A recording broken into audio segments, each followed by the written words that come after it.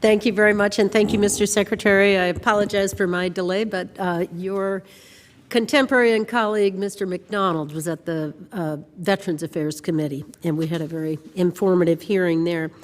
I wanted to say, first off, thank you very much. I'm very excited in New Hampshire that we have growth in farming. I think one of the few states, 5% increase in new farmers, and typically small. A lot of emphasis on farm to table and buying local, and farmers markets really taking off in our region. I wanted to talk to you about the program of beginning farmers and ranchers, and an Inspector General report issued in May of 2015 about the generation of farmers that are retiring from the industry and how we can encourage, and I don't want to say young people, because sometimes it's young people, sometimes it's not so young people. It may be people seeking a second career.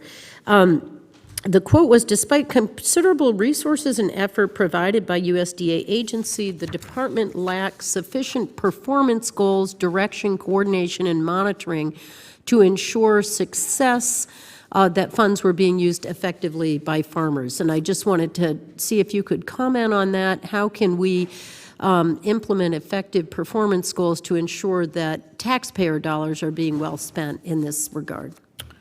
Well, I've asked the Deputy Secretary to lead this effort, and she is traveling around the country visiting with a number of organizations and groups of folks who are interested in getting into farming, or folks who are encouraging folks to get into farming.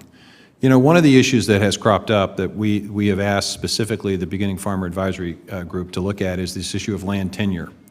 Candidly, you mentioned the fact that there are going to be a lot of people retiring and leaving the farming business, and that's probably true. The question is, what happens to the land? Mm-hmm. And the question then is, you know, whoever owns that land, what is their ultimate goal here, or their relative's ultimate goal? Is it to maximize return?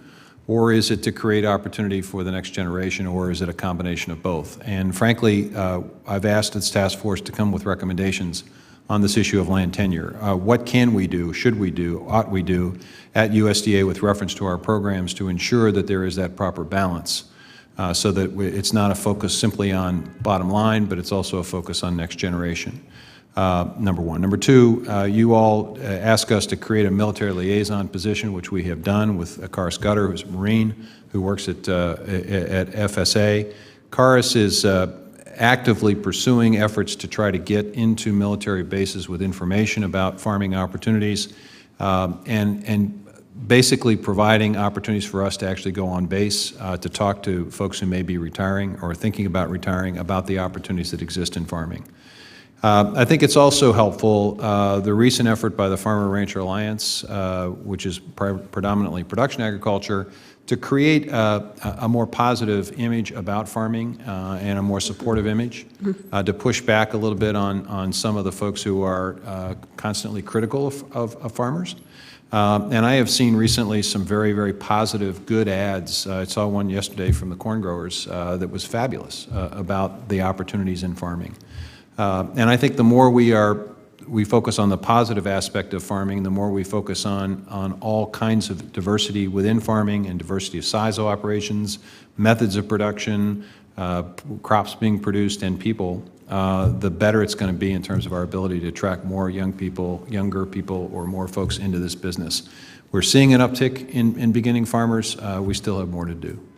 Well, and I appreciate you bringing up the military, and I would encourage you as well with veterans. I know our Veterans Administration in White River Junction, Vermont, on the border with New Hampshire, has a program for veterans in farming because of the connection to working with their hands, working outdoors. There's good mental health aspects to farming that are very conducive to a better transition back into civilian life. I also wanted to commend your deputy for coming to New Hampshire to have an event with women farmers, and I really appreciate that.